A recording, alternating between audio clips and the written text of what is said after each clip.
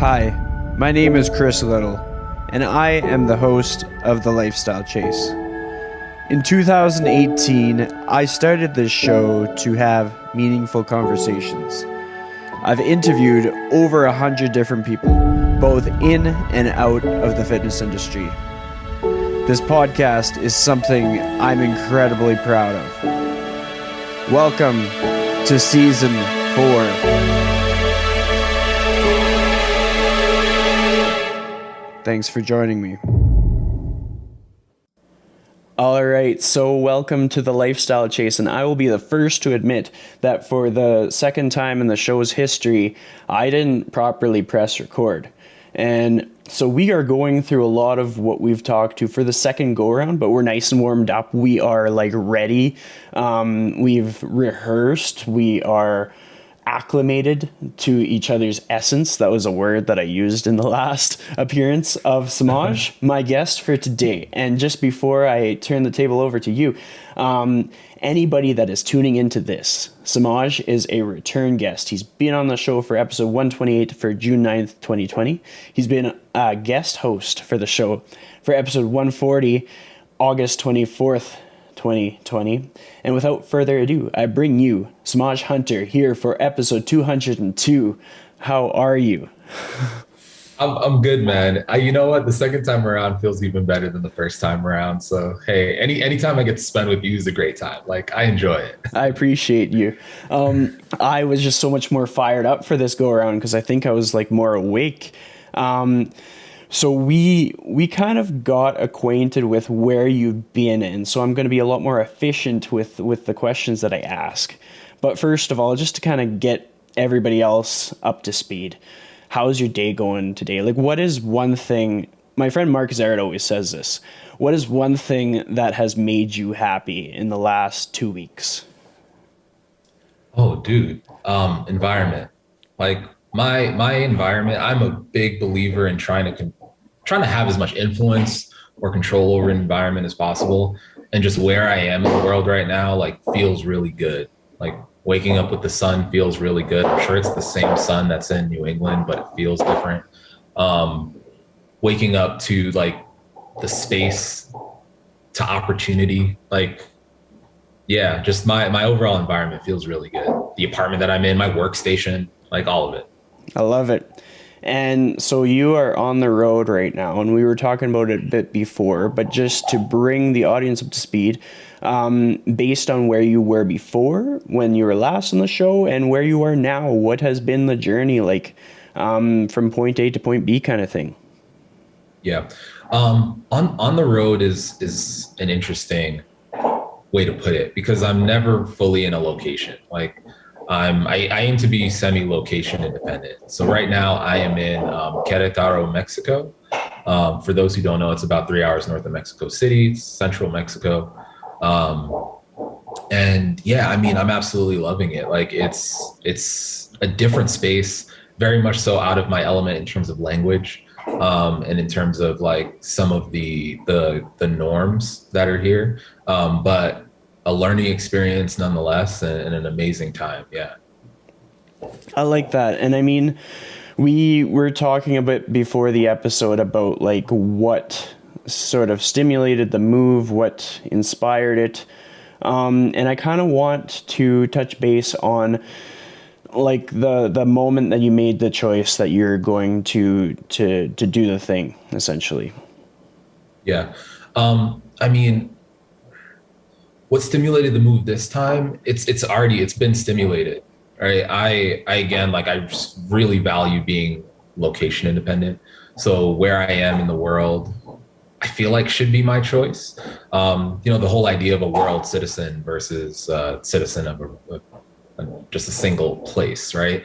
So the last time we spoke, we talked about travel a bit, and that, going to Asia, being in Europe, things like that.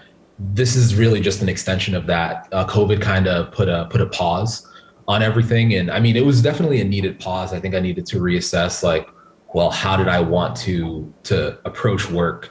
How, did I want to approach my day to day? Just overall like confidence in myself and my ability to actually like live this particular lifestyle that I've chosen.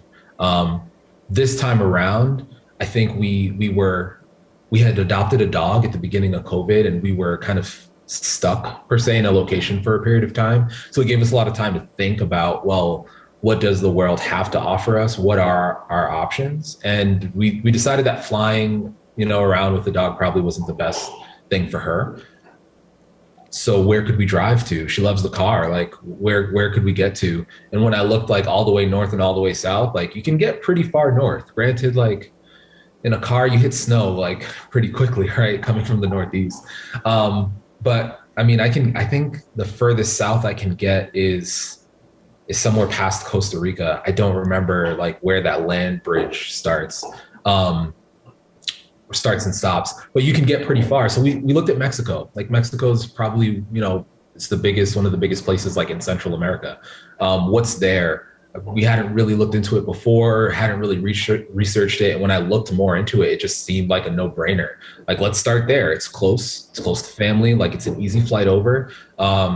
For anyone who's super concerned about where we are, they can always come visit. But it's also, again, out of our element, and it's an environment that we were able to control just a little bit more. Like on that pursuit of happiness, like it made sense that like we could find happiness there.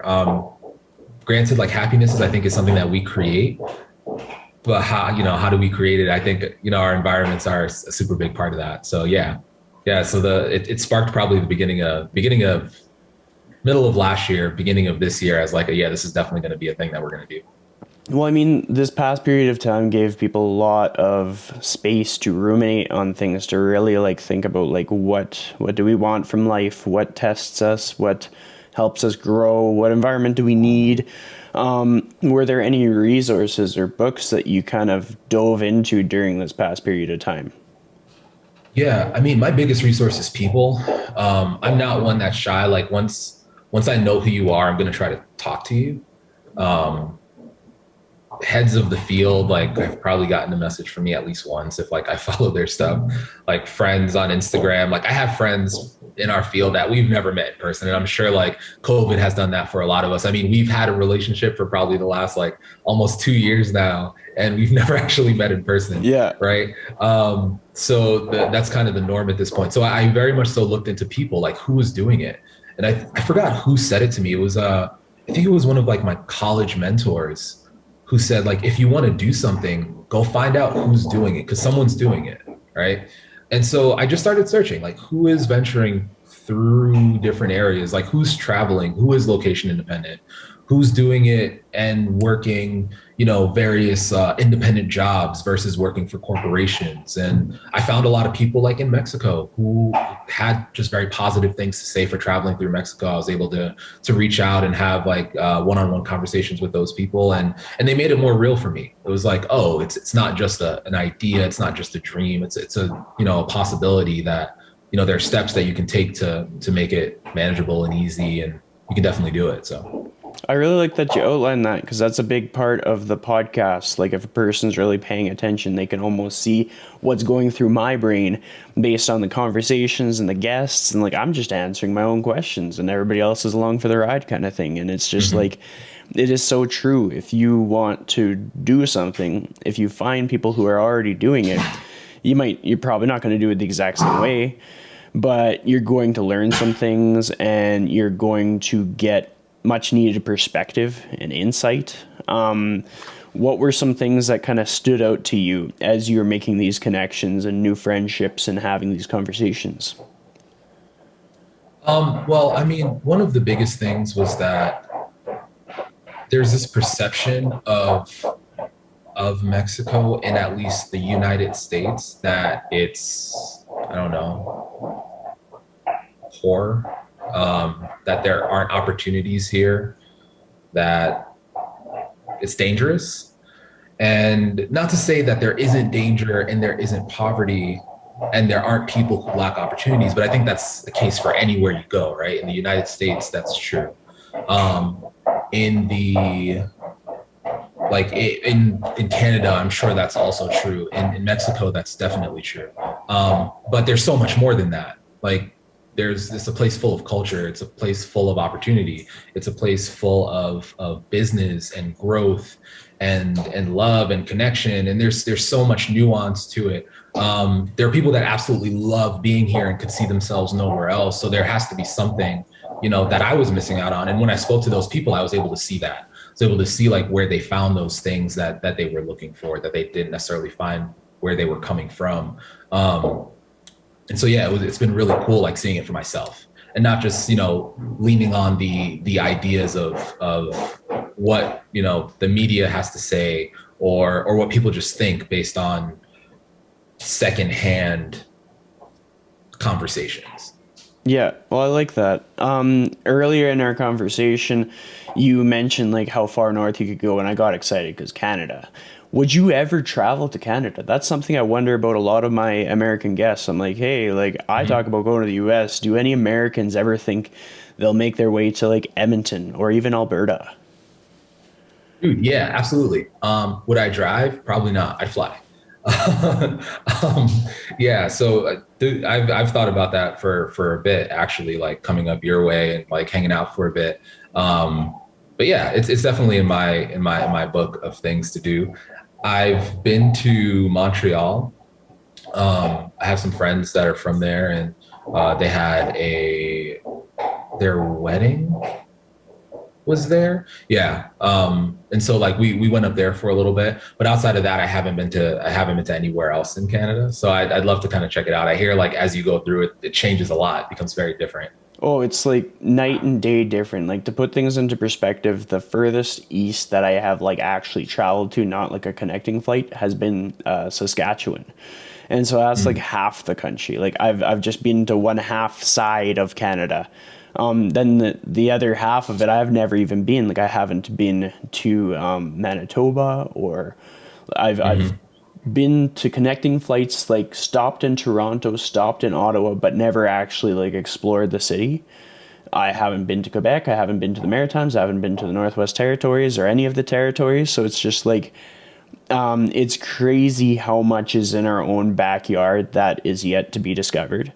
And even as we extend across different continents where we're like taking for granted what our human experience could be, and not realizing that just the tiniest incremental change could make a huge difference. Like for you, going to the next country down kind of thing could make a dramatic difference in your day to day with the exact same work that you might be able to do in the US kind of thing. Like what's the first thing that stood out to you once you got settled, once you started to kind of carve out some structure? Yeah, I mean, in the sense of being like a touchy space, I think for a lot of people, but the cost changes quite a bit. And it's not like, oh, come to Mexico, it's super cheap. Like you'll find very expensive things here, just like you will find in any other country. But the options for cost ends up being slightly higher quality in my experience than what you can find in the US. Generally, I mean, there are memes that go around about it. Like when you're paying a super cheap cost to live in the US, like you have to ask like, what's wrong with it, right? Like what's wrong with the neighborhood? Like $250 for rent. What, like you're probably hearing gunshots at night and like some other things going on. There's like a curfew, like don't leave your home after 7:30 p.m. Are there places that are safe that you're paying like a small amount for? It's possible, but you probably lose access to certain things. Like you don't have access to a city, or you don't have access to public transportation. And that's probably one of the biggest things that I've like struggled with being in the States, like finding something that I'm not paying in, half plus my earnings on the place that I live in. It relieves me a whole lot of pressure. It gives me more time and energy to actually focus on the things that I want to focus on being here. I think the other thing is like general access to food. I feel like when you get into certain countries, even certain cities are like this in the States, and I'm sure certain parts of Canada are like this as well. Like certain places, you're able to access all different kinds of food very easily. Like if you walk outside your door, like you can walk 10 to 15 minutes and you can get just about anything. You can get quality meat. You can get, good produce and things like that. Maybe not in like huge varieties, but you can at least like get some basics along your way. Where at some points in the States, like the closest thing you can get to is like a McDonald's, a Subway, and a Burger King. And then you might have to drive, take public transportation, go a little bit further to get to like a fully stocked grocery store to find produce. Like food stands aren't really a thing because of some of the regulations in the States, you know, like you have to have a permit for just about anything. So it makes it a little bit harder to find those things. And those are the big things for me, like in terms of how I want to set my life up. I want to be able to eat really well. I want to be in an environment where like I can live below my means. That would be awesome. I don't have to like sit down and like put everything on credit. Like that's the other big part of the culture that I kind of don't really vibe with, which makes it doesn't not necessarily difficult but challenging to live in the States, because it's almost an expectation that that's what you do. So the expectations are a little bit different here. I was actually just talking with a couple yesterday, and even just like how I'm viewed in society. I mean, like I don't play the game. I don't try to like get into the game of like, you know, my race changes like my options and the things that are available for me. But it's not, I can't ignore the fact that like there is a particular stigma that is carried. Right. And until I open my mouth and have a conversation, does that stigma start to go away? It seems like here the only stigma is that I'm a foreigner, and like it doesn't really come with a whole lot of negatives per se. And again, like it's just a layer of stress that's removed. And as I've removed like more of that stress, like I'm able to do the things that I want to do. I'm able to express myself in the ways that I feel great expressing myself in. I think that's like leading me closer to happiness. Like it's that inverse curve, like less like unnecessary stress leads to more happiness. Like while there should be like some level of stress like in our lives, like stress isn't a bad thing. Not here to say that, but there's some like chronic issues that we probably don't need to deal with on a regular basis that if we could remove, I think life would be better overall.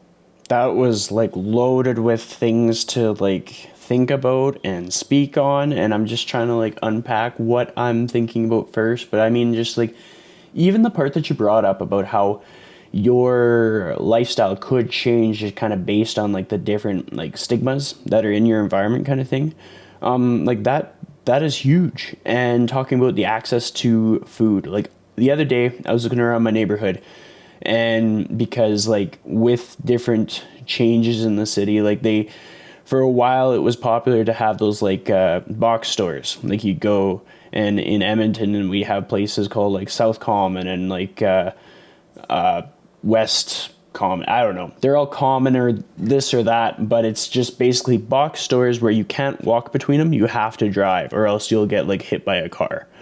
And now they're starting to create communities where like the stores, like if you are in a community, there's a grocery store within like 15 minutes walking distance. There's like a pharmacy.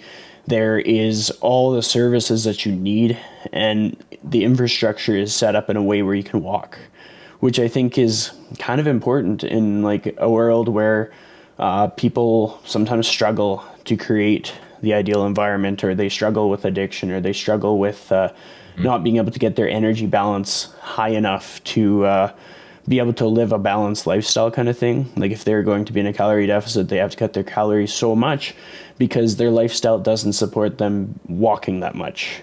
It's not that they don't want to, it's just that their building has an elevator and they drive everywhere because they don't want to get hit by a car, or things are just too convenient, etc. And so like these things that you're sprinkling out there, like it's just people take for granted how much their life could change through a change in environment, a change in scenery. Like if you have to go and you get your produce at like a food stand, that's going to make a huge difference, because the food quality that you're preparing and the energy it took to go get it and cook it and prepare it, and your almost like your sense of stress will probably decrease. Like I think it was Jill Zimmerman did a post a while ago and talking about how if you are feeling anxious or stressed, working with your hands can help with that. And so for a person that likes to chop their vegetables or bake or just prepare things like that, that can be in a sense like a form of like wellness that we would miss out on if we were doing like skip the dishes or Uber Eats for every last meal in our day. And I can imagine a lot of people through the pandemic probably fell into that trap where it was just like, well, no other option. I see no other way. Let's get the app, make that order, and see that stuff come to our front door. And like the cost difference too.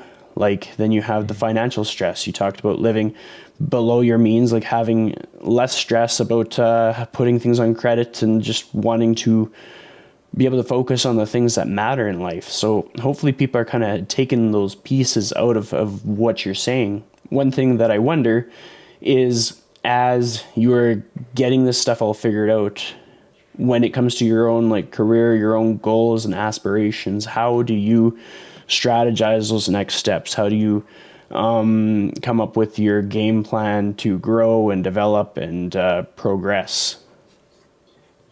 Yeah, I mean, that's been the whole game, right? I'm constantly working with someone because I mean, I'm a coach. My product is coaching. I work with a coach because I believe in like the benefit that you get from having a coach, right? I believe in the benefit of having an objective view of what I'm doing and how I'm doing it. It's not that like they're giving me new groundbreaking information.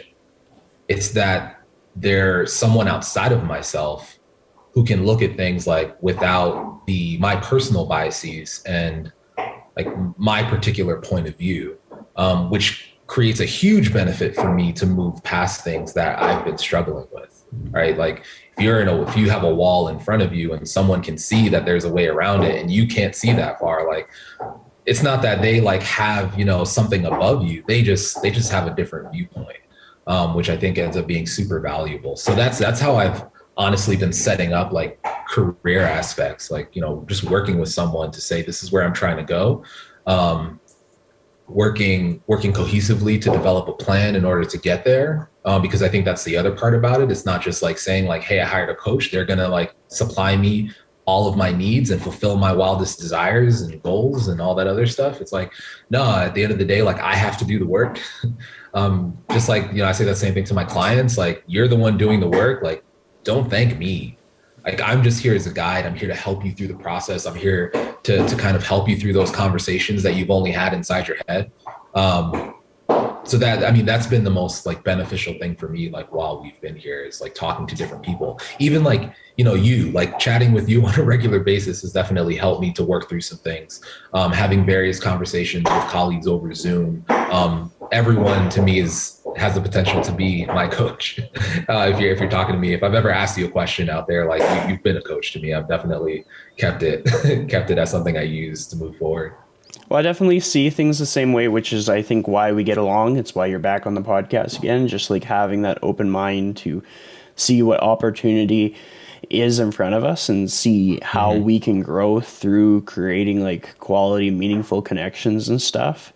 When it comes to being coached by a coach, like who have you worked with? What's kind of stood out? What have you learned that's like just kind of like smacked you in the face? Totally. I mean, so the last time we talked, like I said, I've worked with Kyle Dobbs, Matt Domney. Those two are forever people that I continue to reach out to. Loads of information, constantly helping me see past certain things or confirming ideas that I had. They continue to regularly be coaches for me. Matt Domney, I did meet in person. He is as a potato as he is online. Great person in person and online. It's that genuineness that's always nice to see. Like, it's not just a facade, right? I've also worked with Beverly Simpson, amazing person, amazing personality. She did some work on me. She definitely like is a no like games kind of person. Like, listen, like we're gonna do this. We're gonna get past this wall. Like we're gonna push through this goal. And I'm still working through some of the things that we went over together. And currently I just started working with a new coach for like the system side, the programming side of things. And like we again, it's super fresh. So like we'll see how that one goes, and excited to move forward with that. But it's something that I'm constantly doing. I'm looking for the next one, right? Because it's not even that like I don't think I'm at a point where I'm even looking to be like for answers, not looking for answers anymore. I feel like I'm capable of doing all of these things, but I see the benefit of having someone in your corner, right? Yeah. I see the benefit of having someone who you can just like bounce ideas off of on a regular basis. And in a field where we're constantly probably taken advantage of for our services, I'm sure like as a coach, like any barbecue, any wedding, any venture you go to, someone is inevitably like spewing out their nutritional practices to you. And it's like, I didn't ask, as I take the next bite of my cake. Like even on this road trip, like the amount of people, I haven't felt in shape.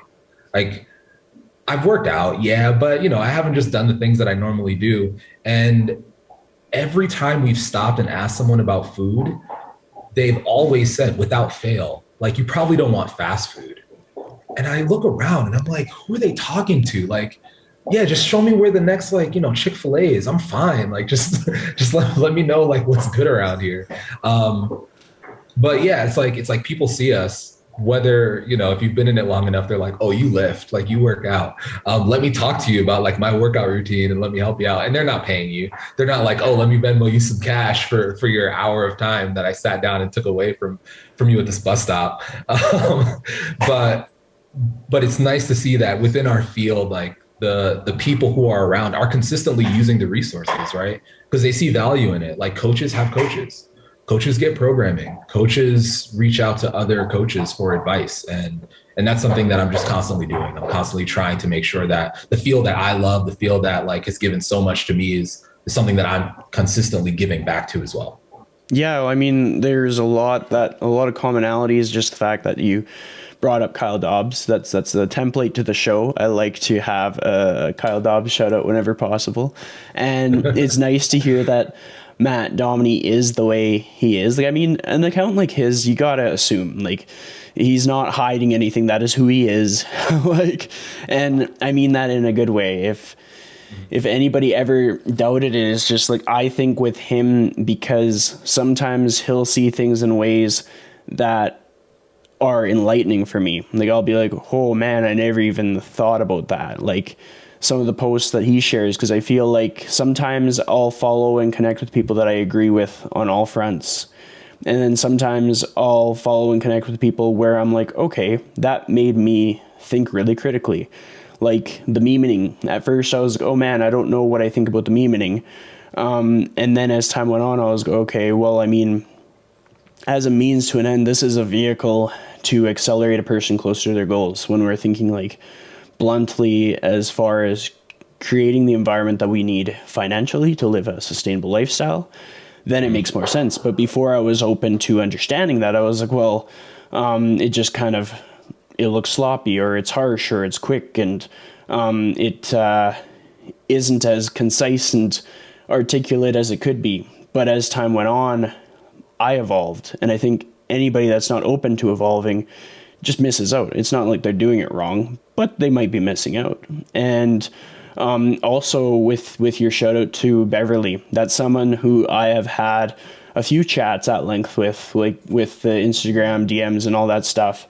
And like the way she sees things and like thinks things through is like so like next level, like detailed. Like there's tiers to everything that she plans out, and she has to constantly like sharpen her career pencil kind of thing to continue going on her goals. So like when you worked with her, like what was something that tested you the most, and how did you kind of overcome that test? I won't lie, I'm still overcoming it, but I'm definitely moving forward. She said a lot of things that resonated with me. But one of the things that I've like definitely kept repeating to myself is to detach from the outcomes. And like, as the coach that I am, I'm very attached to outcomes. if I work with the client, I attached myself to their success. Like, did you go on a walk? If you didn't, oh man, like I feel devastated. Like how, like what do I need to do in order to get you out there? If I like helped you create a structured eating like pattern and plan, like, and you didn't follow it, it's like, oh man, like, so what am I doing wrong? And it's same thing with the workouts, if like we spent all this time developing this workout for you to achieve your goals and you just didn't get it done, like again, I put the blame on myself. And it's like, can you like take that on? Is it helpful? Is it helpful for you to feel down on yourself because a client didn't win, or because like something didn't go as planned? Even like a post, like you put out a post and it just fell flat. Is it a part of your self-worth, to say like the amount of likes I get is like, that should determine like how good I am as a writer or as a coach or as a content producer? And it was like, no, detach from it, because it's probably the same thing that I tell my clients, like step on the scale, but it's just a data point. Don't validate yourself by the number on the scale. Don't validate yourself by the number on the barbell. Again, they're just data points that inform our next move.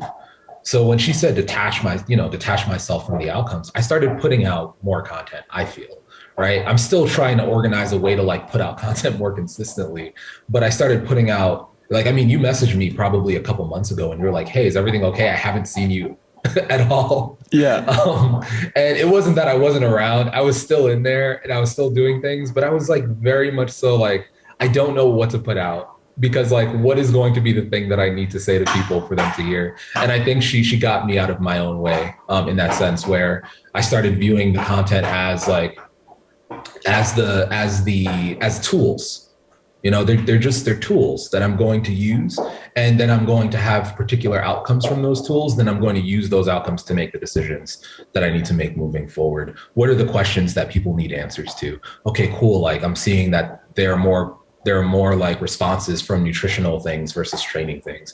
Maybe that means I need to increase the quality of my training content, or I need to like change the language of my training content, or maybe I need to up the amount of nutritional content that I put out, because that's where people are kind of focusing right now. Again, she was able to like help me get out of my own way and focus on like metrics that matter. She was able to help me figure out like systems for putting that stuff out, because I would sit down for an hour or two and like, well, what does the world need me to say in these characters? Like, and that takes up way too much time. It's not the most productive sense of time, because at the end of the day, it probably wasn't making me money to spend two hours making a post, an hour making a post. And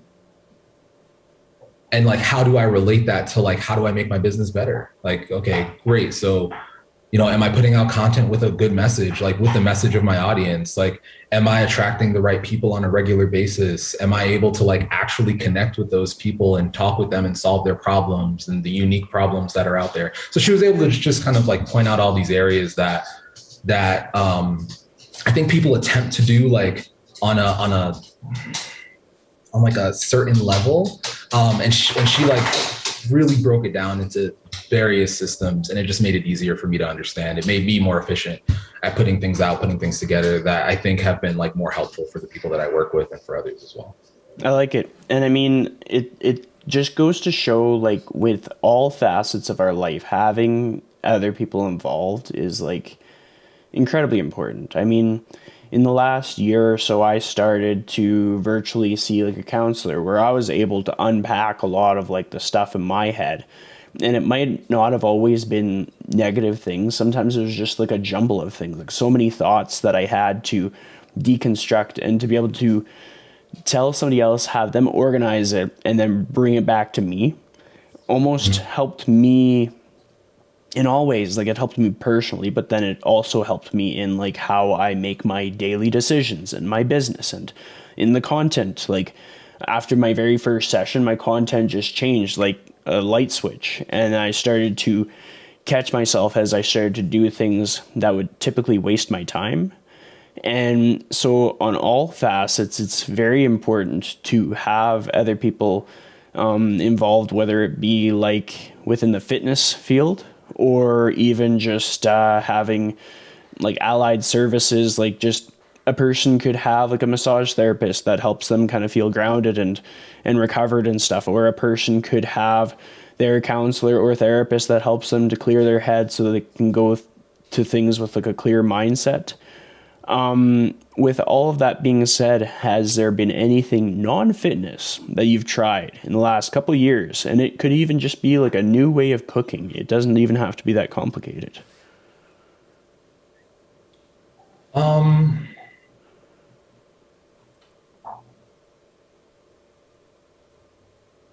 Non-fitness, and when you say that, you mean like outside of the gym? It could be any way that you take it. Like it could be in the gym if you can't think of anything else. But if there are things like maybe a new way of organizing or structuring your day. Totally.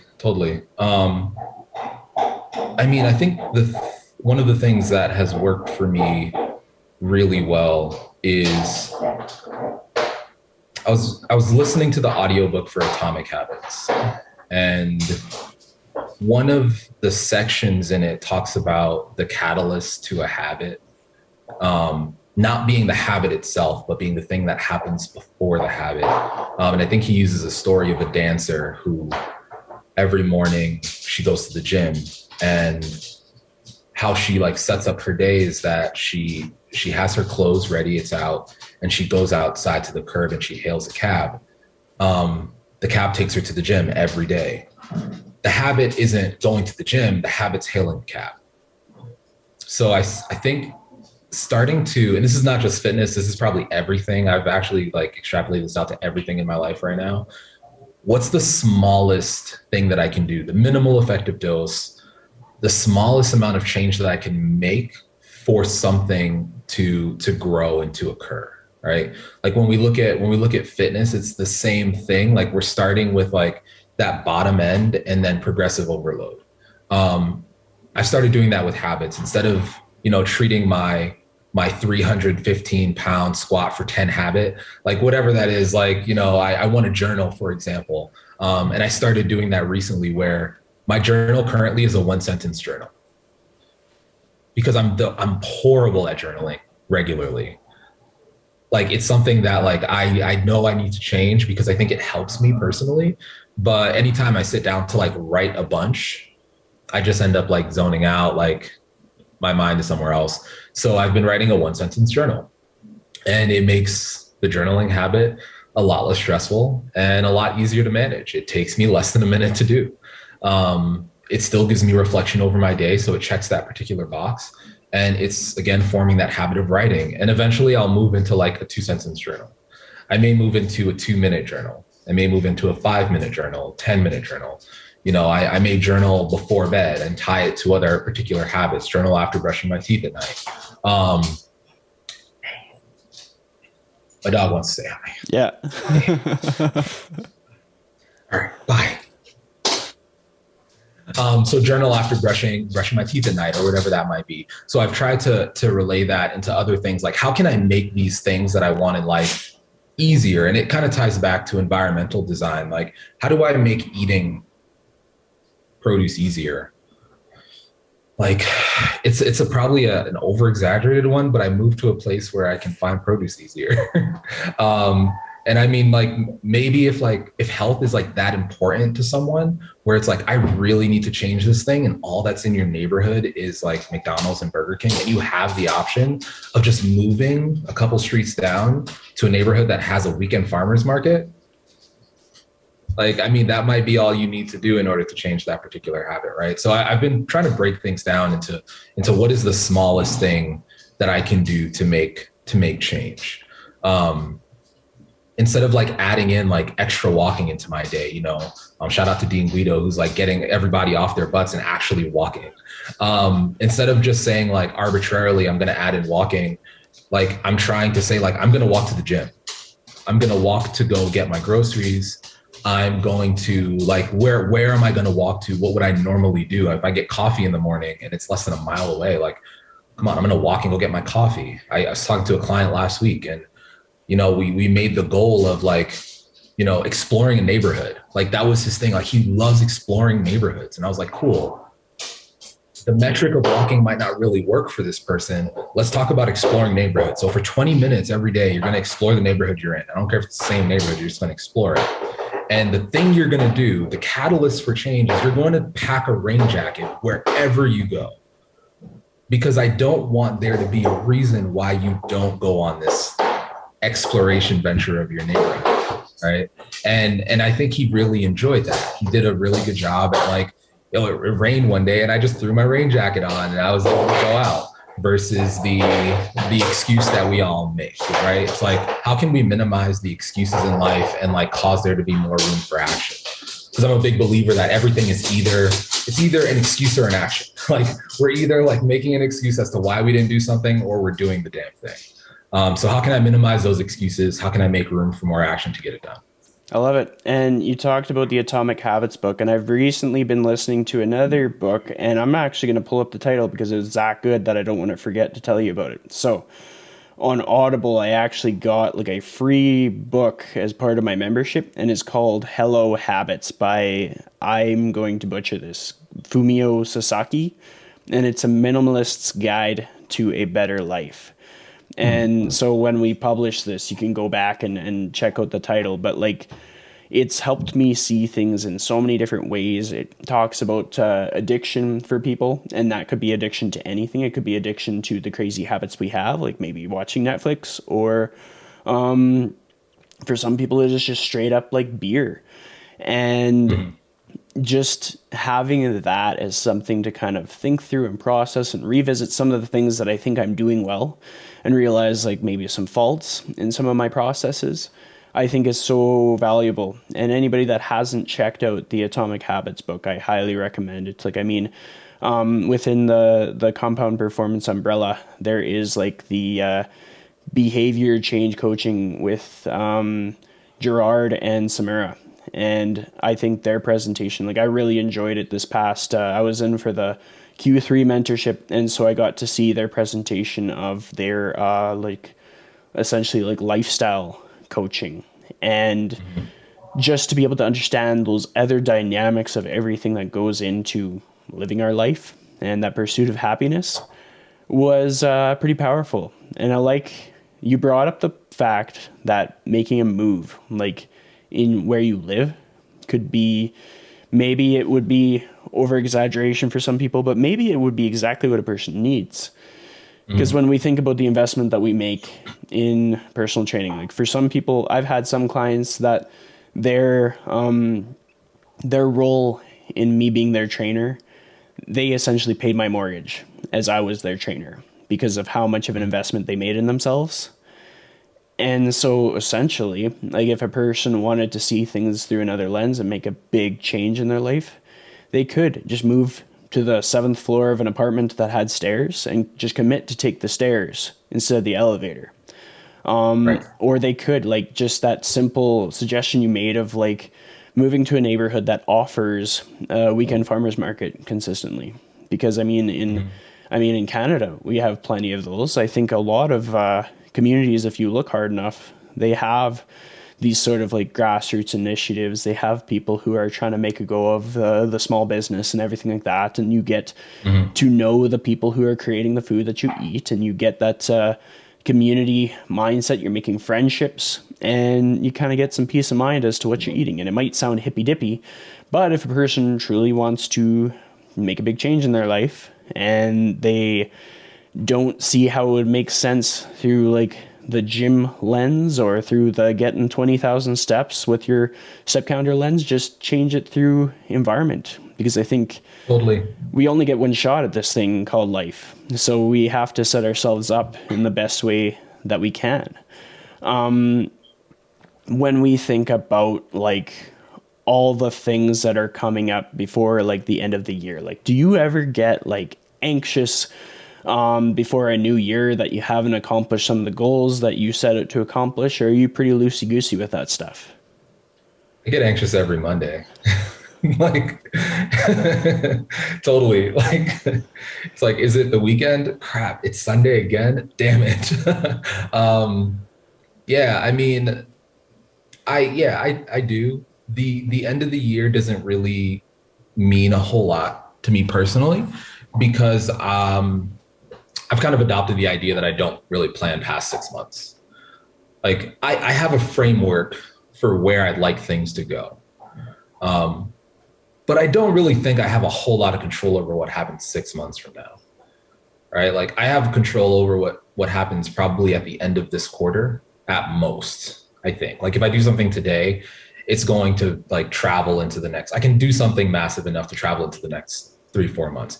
Could I do something that could travel into 6 months? Yeah, I could commit a crime and like that could travel into 6 months from now. Like I can make some really hard decisions and that might travel like later on, but I don't foresee any of those happening in my day to day. So again, like not really planning for them. I don't know the last person who planned to like be arrested or anything like that. Like I'm good on that front. So yeah, I mean, anxiety, totally. Like I get anxious about like what I'm going to post today. Get anxious about like how it does and like where it goes. Like I don't think those things really go away from me either. Like I said earlier, like it's something that I'm working on and detaching from the outcomes. But to detach from them, I probably was already attached to them. And it's just this active role that I play, right? It's this active like reframing. I think that's one thing that I even try to get across to clients as well, where it's not that your cravings necessarily go away. It's not that like if you're in the same environment that you've been in, your habits don't really change. I mean, just to reference Atomic Habit again, he mentioned somewhere in the book that he's like, a bad habit doesn't go away. Like the people who have the most like discipline, resilience, ability to overcome like bad habits are the ones who try to expose themselves less to the opportunity for those things to happen. They like try to remove the catalyst of the bad habit. If you don't want to go to the gym, don't hail the taxi in the morning, just to, reference that story again, right? If you don't want to eat junk food, don't purchase it in the grocery store.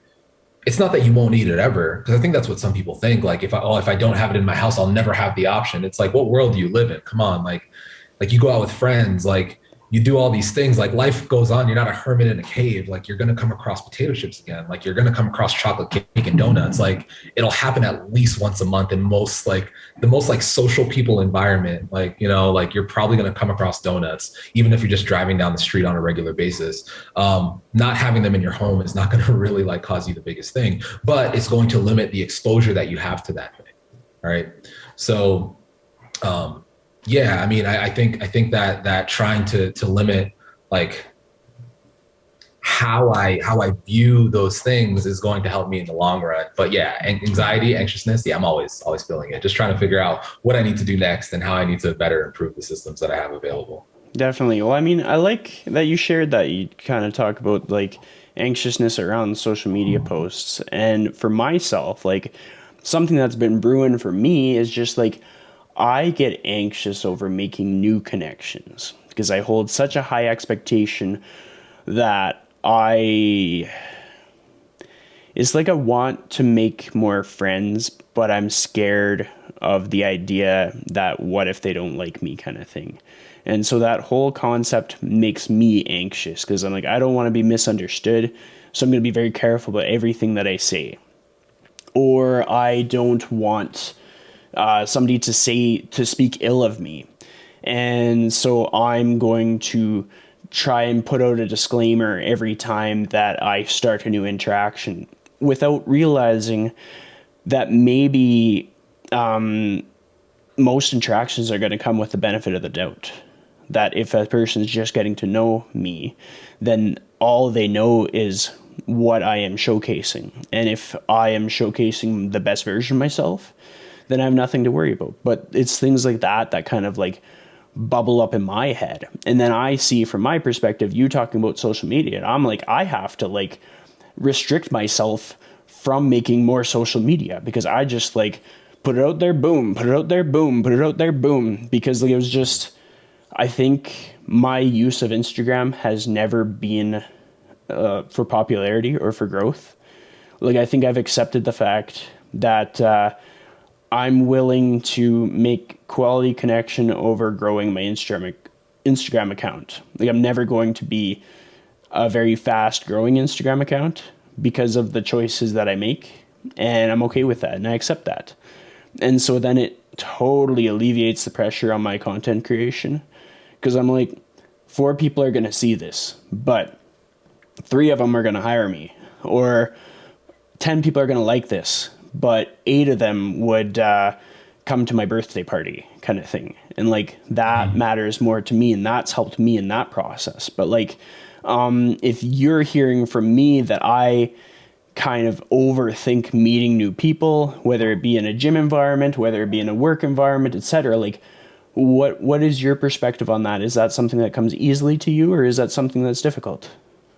Yeah, I mean, it's probably inverse for me. I'm social butterfly. It's interesting. I consider myself an introvert, but everyone says I'm lying. Like I'm definitely not the classical introvert by any means. I'm an extrovert that loves my own space and time. Like I'm also extroverted with myself, I guess. Like stranger on the street, I'll talk to you. I'll have a whole conversation. Even this road trip, I mean, I've like made some really interesting connections just like driving. We've been in a place for 15 minutes and I know someone's name, like their whole like family situation. I know like what they're trying to do. And again, like just like the barbecue, they're sharing with me like their fitness habits and their lifestyle and all these other things. And I mean, I said hello. Like it's not how did we get to this place? In this building alone, like, you know, where we're staying right now, like I've had the need to like connect with various people. And not to say that those all turn into like really meaningful connections. So very similar to like how you're viewing Instagram. It's not like I make all of these connections, like hundreds of connections, you know, with like 37K friends. And like I only actually know and talk to a few of them. I probably like make 10 to 12, like, which is like, seems like a lot, I think in most cases, like, you know, in a week. And like 8 of them are real solid connections. Like 8 of them I would continue. Some of them right off the bat, like you realize like, ooh, this is not probably going to go in a good direction. And you kind of like, you know, just feel your way around that situation. But yeah, I love making connections with people. I love talking to people, hearing their stories. Like, you know, even on the gym floor, it was I think one of the biggest things, like I did a lot of the coaching for the trainers that were coming in, like they'd ask me, their biggest struggles were generally with sales, because like they come in like with this whole knowledge of training and exercise science and wanting to help people and save the world. And it's like, cool, you're gonna have to sell something at some point, like if you actually want to do that. And that was probably their biggest holdup. And I think I harped on the idea that like, you know, I never really ever sold anything for people to buy something. It was a conversation of like, hey, what do you need and how can I help? And if that person like had a need that really fit like what I was offering in terms of training, I was there. But if they just needed a spot, I was there too, right? If they just needed like the 5 best foods for weight loss, I was there for that too. If they needed like for me to look at something that they were doing, yeah, I was there for that too. And like of the people that like were there for that need, there was a couple people that I could help a little bit deeper, and I just couldn't continue that relationship. But on the surface, like it looked like I was just there for everyone, right? But there were a couple people that like we definitely went deeper in with. But yeah, I'm very big on like just meeting everyone that's around me. If I'm in a room of people and everyone's really quiet, like I'm probably the loudest one in there. Like I'm talking to everyone in the room. Vice versa, if everyone's super loud, like I'll just kind of sit back and watch, because like, you know, just let them do their thing. Like I don't need to like make more hustle. Like it's happening, it'll come to me. But yeah, social media for me is definitely that hold up where I'm like, am I saying the right words? Am I doing the right things? Is someone going to judge me on it? And it's a weird like inverse relationship, because that's definitely not how I am in regular life. Like I'll look at my wife and I'm like, did I say something reckless? And she's like, no, I think you're good today. That's funny. Or it's like, maybe I'd avoid saying that the next time. I'm like, it wasn't that bad. Okay. Well, I mean, it's cool to get that perspective, and I do kind of think that you seem very extroverted to me. So I'd be curious to see what happens if you take another one of those little personality tests. Like I took one recently, and it like had cartoon pictures and like a detailed description of like how I operate in friendships and relationships, and it made a lot of things in my life make sense. I was like, oh, well, that explains that. I have a little bit of closure now, so this is nice. And a lot of it just through my own personal experiences, just like the standard that I hold. And like the survey said, like I uphold an unrealistic standard for the things that I expect to happen sometimes. But the awareness of that is helpful for me. It's like closure for me to understand, okay, I'm either going to have to work my ass off to meet this or give myself a bit of a head shake and think, how can I adapt this to reframe things and to be kinder to myself, I guess, whether it be in my career goals or personal goals, etc. To kind of bring this episode to a close and to keep us on track for time, oftentimes I get my guest to give a challenge of the day. And so if you're going to give the audience a challenge of the day that you think would change their life, what would it be today? All right. So you said that, and I immediately remembered the last challenge I gave. So, I mean, I'm going to repeat that one, but I'm going to try to think of something new. The last one that I gave was to try something that is genuinely uncomfortable, right? A lot of people will say, like, be uncomfortable being uncomfortable. What does that freaking mean? Like, if you're comfortable being uncomfortable, you're not uncomfortable yet. Like, try something that you don't actually want to do. Like, not something that you're willing to kind of try, but something that like you viscerally like respond to and your body says no. Like, try that. Obviously not, don't make it reckless. Like, keep it safe, keep it lawful. But the challenge, I think a challenge for folks would be to find an area in your life where you're not making the choice, where something else is choosing for you, and actively make the choice. And an example of that could be like, if you drive home from work and you always choose to eat at the same place, you no longer make that choice for yourself. Choose where you want to eat, whether that's at home or at a different place. If you always get the same thing from a restaurant, you're no longer making that choice, right? In our regular day-to-day, I think a lot of choices are generally made for us. Where we live, what we wear, what we eat, who we're friends with. Choose a friend that you might not have chosen before. Choose to talk to someone that you might not have chosen to speak to. Not just someone that like, I think we're big in our space right now on people that open your mind to understanding and people that like you resonate with. Maybe choose someone you absolutely disagree with. Like, it's like, I don't know what I would relate in here, but like maybe choose to have a conversation with that person. But whatever it is, like make a choice that isn't just like, something that is already guiding you, even if it's something that you would have chosen anyway.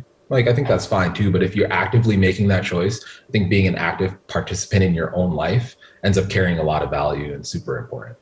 I love that. And I mean, like, I can attest to the fact that, like, if you keep a few people around that just, like, aren't going to be on the same page as you, you're still going to learn something from them. And they're still going to add value to your life. And there's going to be a lot of things that make your life better about that person to keep them around and to kind of lean into the disagreements and the growth that comes from kind of getting out of, like, making a choice, no longer leaving the choice up to repetition, but to actually being like, okay, like now I'm going to go back to doing A or B, etc.